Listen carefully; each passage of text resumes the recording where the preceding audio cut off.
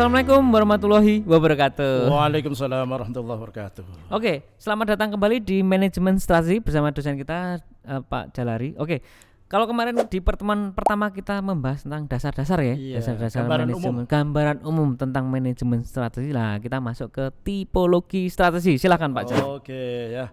Coba mahasiswa kita mulai. Assalamualaikum warahmatullahi wabarakatuh. Waalaikumsalam. Sekarang kita akan membahas tentang tipologi strategi ya. Di sini yang pertama adalah klasifikasi strategi. Ini berdasarkan hierarki organisasi. Ada strategi korporasi atau disebut corporate strategi. Ada strategi unit business atau unit business strategi. Ada strategi fungsional atau functional strategi. Gitu jadi ya. Ini berdasarkan hierarki. Yang paling tinggi itu apa Pak? Kalau hierarki kan kita pasti bicara dari bawah sampai ke atas gitu ya. Yang paling populer yang nomor 1 itu ya. Jadi dalam satu perusahaan itu apakah ada paling urutannya? Oh, dari dalam satu perusahaan itu ada strategi fungsionalnya, ada strategi korporasinya, atau memang hanya milih satu dari satu perusahaan? Nanti kira-kira yang cocok yang mana kira-kira? Jadi perusahaan kita itu menetapkan strategi yang mana yang tercocok. Kita bisa milih strategi korporasi, kita bisa milih strategi unit bisnis. Apakah cocok untuk perusahaan kita itu strategi fungsional seperti itu ya? Nanti kan disampaikan oleh para pakar nih, seperti Porter itu adalah memang profesor dari Harvard University, itu akan membahas bagaimana itu strategi korporasi. Tapi kita juga akan membahaskan itu. Iya, betul. Oke, untuk yang berikutnya ini berdasarkan tingkatan tugas ya, ada strategi generik atau generic strategi, ada strategi utama atau induk atau grand strategi, ada strategi fungsional atau functional strategi. Kalau yang atas itu berdasarkan hierarki organisasi, ini adalah tingkatan tugas. Bedanya sebetulnya apa ya itu? Kalau tingkatan tugas gimana, kalau hierarki apa? Kalau tingkatan tugas itu sebenarnya kalau begitu saya melihat itu adalah istilah satu dan yang lain itu adalah memang berbeda gitu ya kan. Berbedanya. Nanti ada definisinya gitu ya. Nanti akan dibahas ya. Iya, dibahas itu. Oke, sekarang kan saya bahas tentang strategi generik dulu ya. Langsung. Ini yang paling menarik dan paling banyak digunakan untuk research gitu ya, terutama pada yang kualitatif, data kualitatif. Ini. Jadi strategi generik ini adalah strategi yang diketahui secara umum dan dapat diterapkan pada berbagai bentuk industri dan ukuran organisasi. Jadi ini adalah sangat fleksibel. Perusahaan kecil, perusahaan besar, perusahaan sedang atau sedang baru muncul itu menggunakan strategi generik adalah sangat cocok sekali gitu. Jadi fleksibel sekali. Ini nanti akan dibahas. Ini ada 3 model. Ada model Porter, ada Whelan dan Hanger, ada Fred dan sebagainya. Jadi ini salah satu contoh strategi tadi ya, berdasarkan tingkatan. Ada strategi generik. Strategi generik yang dijelaskan oleh Pak Jalari adalah strategi yang diketahui secara umum dan bisa diterapkan ke dalam semua organisasi dan sangat cocok ya. Cocok, fleksibel. Tinggal nanti kondisi perusahaan itu bagaimana. Gitu. Nanti kita bahas strategi generik itu seperti apa, karena ada 3 model ya. 3 model ini adalah model dari strategi generik. Ada model M. Porter, M. Whelan and Hanger, model Fred and David. Fred R. David ya. Yang paling populer itu M. Porter itu yang paling populer. Nanti dibahas masing-masing atau kita membahas satu aja? Satu-satu gitu. Kita masing-masing. Sekarang strategi generik menurut Porter katakan di sini. Nanti saya jelaskan, diberikan contoh ya, karena ini adalah masih teori. Kalau nggak kasih contoh nanti kurang jelas mahasiswa ini ya. Ini yang pertama adalah strategi kepemimpinan biaya, yaitu artinya produk standar dengan biaya murah sehingga mampu memenangkan persaingan. Nah, ini adalah sangat cocok. Yang pertama adalah perusahaan yang baru muncul atau yang baru buka, ya kan.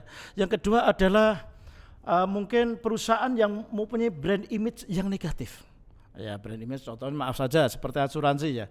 Jadi kalau orang datang ke kantor gitu, selamat pagi Pak gitu, terus nanti ada seorang dosen, dari mana Dek? Dari asuransi. Oh, yang lain saja. Belum ngomong aja sudah diusir karena punya brand image yang negatif. Itu kalau brand image negatif kita harus menerapkan menggunakan strategi biaya. Itu gimana? Contohnya misalkan sebagai asuransi tadi ya, misalkan dia memiliki kan tadi dijelaskan bahwa strategi pemimpinan biaya ini cocok untuk perusahaan yang memiliki brandnya negatif. Contohnya adalah perusahaan asuransi karena image-nya. Nah, bagaimana dia bisa contohnya sebagai perusahaan asuransi menerapkan strategi kepemimpinan biaya misalkan?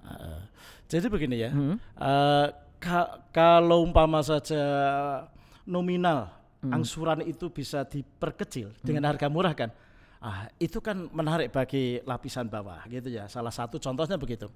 Kan ada angsuran harus setiap angsuran 100. Coba menggunakan strategi kepemimpinan, yaitu separuhnya katakan gitu. Itu bisa gitu kan. Jadi sekali lagi strategi kepemimpinan biaya ini cocok satu untuk pendatang baru, yang kedua adalah brand image-nya negatif, seperti multi level marketing itu kan prakteknya cari satu orang aja akan sangat sulit itu ya kan. Terus yang selanjutnya adalah perusahaan yang mana ya? Perusahaan yang hampir yang sudah jatuh mau bangkit kembali, ya kan? Satu contoh di tempat saya itu dulu ada rumah sakit, saya nggak sebut namanya aja. Rumah sakit ini menerapkan yaitu harga tinggi, karena dia itu adalah levelnya adalah level Solo, karena ini adalah merupakan rumah sakit cabang di daerah Solo. Tinggi, memang itu adalah kalau di Solo saya mengatakan bahwa itu tarifnya tinggi. Tapi begitu ini ternyata masyarakat lingkungan kan miskin. Orang kalau berobat di situ keluarnya kesannya kurang bagus, berarti negatif bahwa itu mahal. Sehingga tadi maaf saja namanya Dharma Husodo diplesetkan oleh masyarakat situ jadi Dharma Keprok. Dharma Keprok itu maksudnya adalah tarifnya dimahalkan gitu ya. Betul. Akhirnya pada waktu itu hampir nggak ada.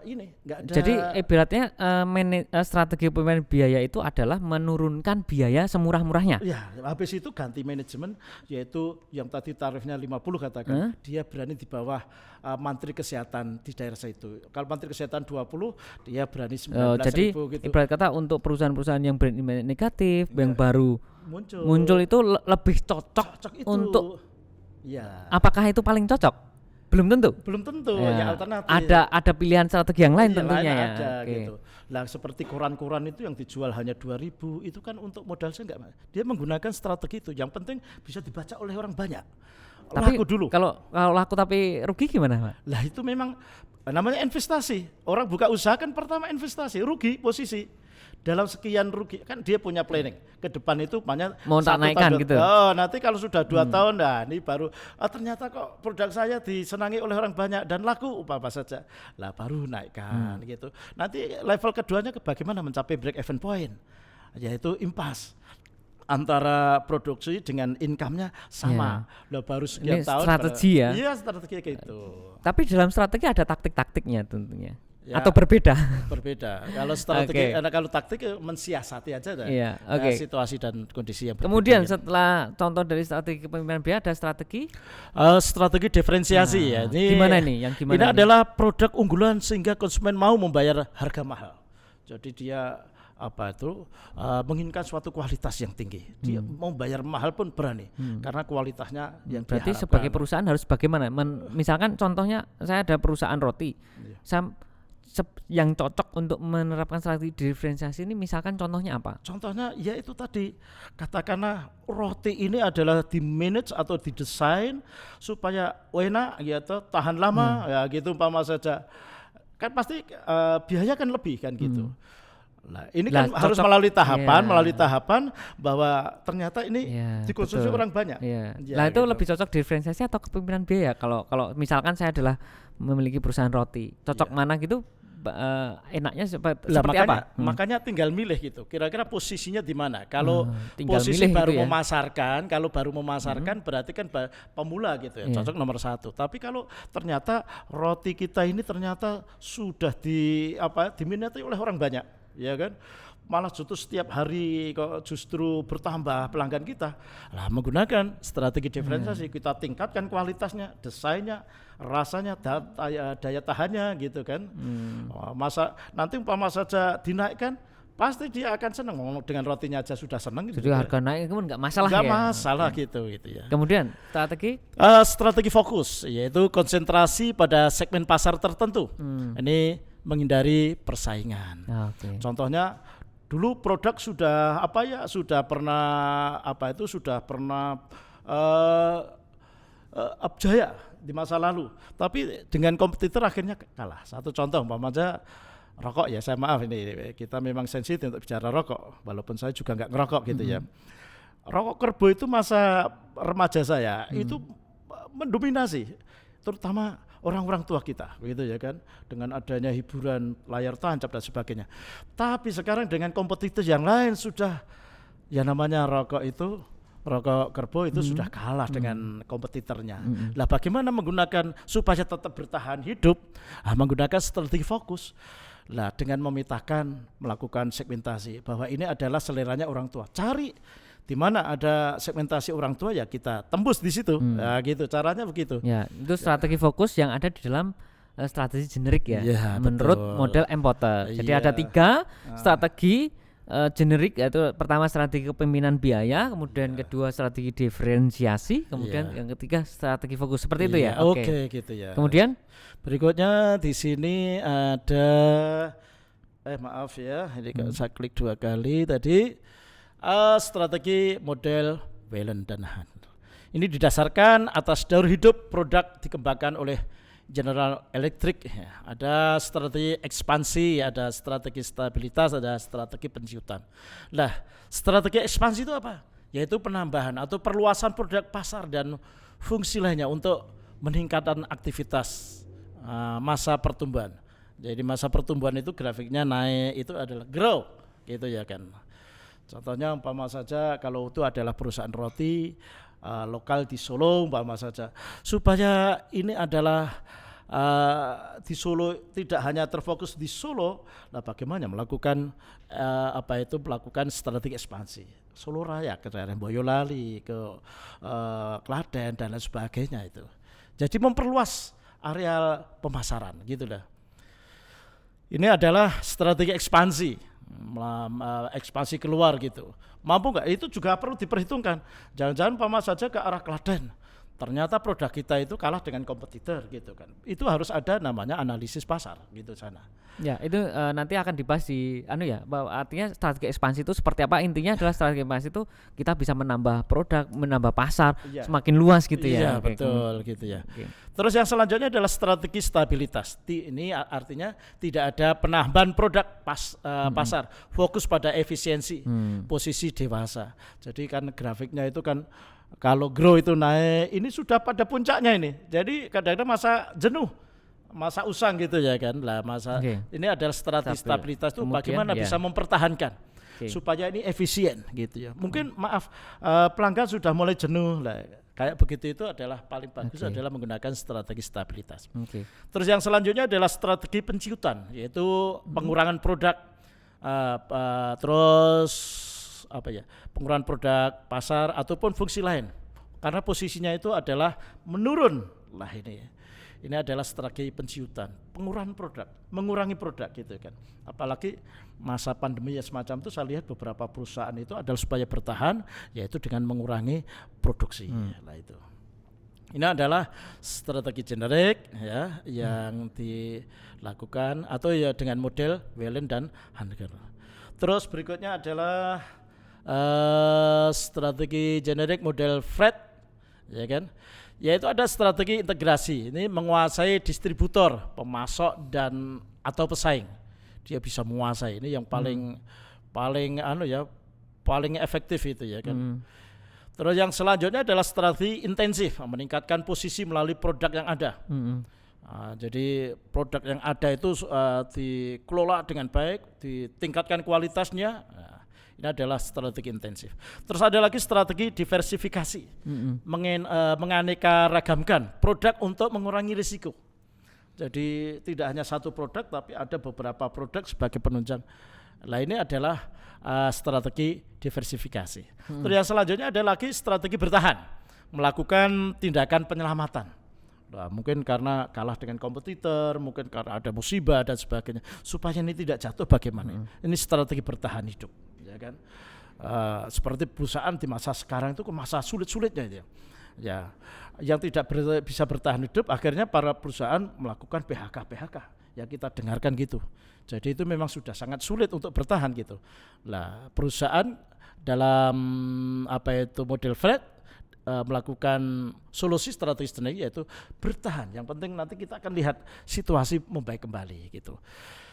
Terus berikutnya lagi ini strategi utama atau induk. Ini adalah strategi yang disebut grand strategi ya. Kalau tadi adalah strategi generik ya. Ya, betul. Itu adalah strategi yang bisa diterapkan ke semua usaha, itu cocok ya. Cocok sekali. Nah, tapi strategi generik terbagi menjadi menurut model Porter, model Whelan, ada model Fred juga.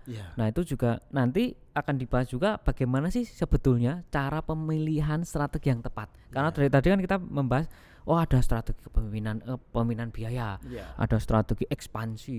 Tapi kan kita juga harus tahu apa strategi yang tepat untuk perusahaan kita. Pastinya kan akan betul. Dibahas ya. Jangan sampai kita ya udahlah kita kepemimpinan biaya saja, belum tentu cocok juga.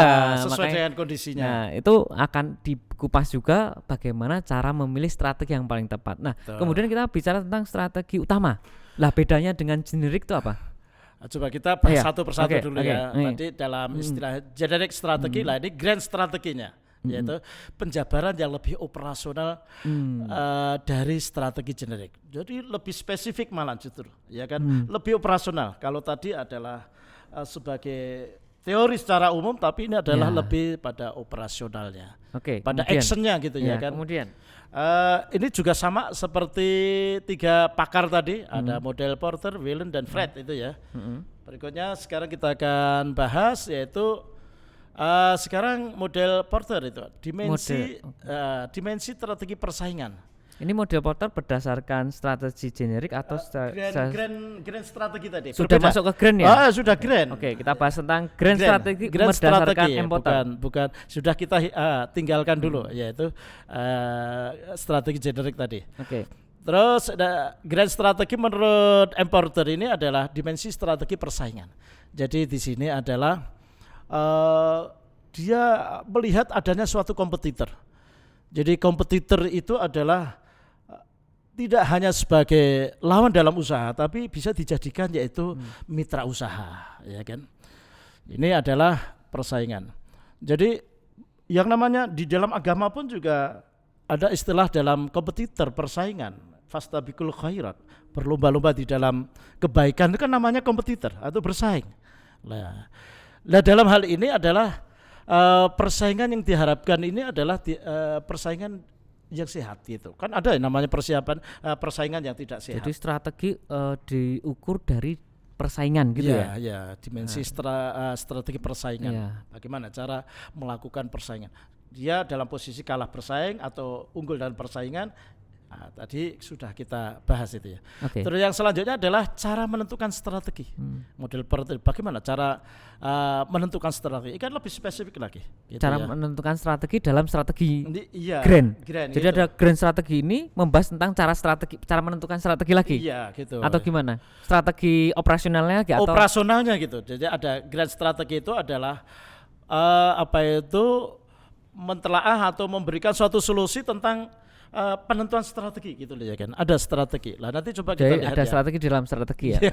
Kemudian terus yang selanjutnya penentuan strategi menurut daur hidup atau daur hidup produk atau yang disebut product life cycle. Ini adalah model Porter. Coba kita lihat lagi model ini kita break dulu gitu ya. Nanti tapi ada lagi selanjutnya atau pertemuan kedua cukup sampai di sini? Sebenarnya pertemuan kedua ini yang titik poinnya pada generik tadi. Ini hanya sebagai tambahan yang grand strategi tadi gitu ya. Bahwa grand strategi itu hanya tambahan. Berarti kita fokus pada generik ya. Kita perdalam ke sana. Makanya saya memberikan contoh secara dalam tadi ya.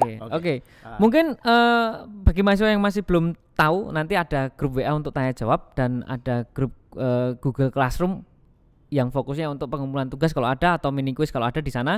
Kemudian kalau ada tanya jawab nanti ada Pak Jaleri juga yang akan menjawab langsung pertanyaan. Kemudian akan kita kumpulkan pertanyaan dan akan kita bahas lagi di dalam podcast Q&A di pertemuan ketiga dan 4. Jadi ada pertemuan 3 ada video, pertemuan ada video, dan di sela-sela ini ada kumpulan pertanyaan dari pertemuan pertama sampai 3. Jadi kalau ada pertanyaan silahkan tanyakan, nanti akan kita bahas tuntas sampai pokoknya mahasiswa harus tahu.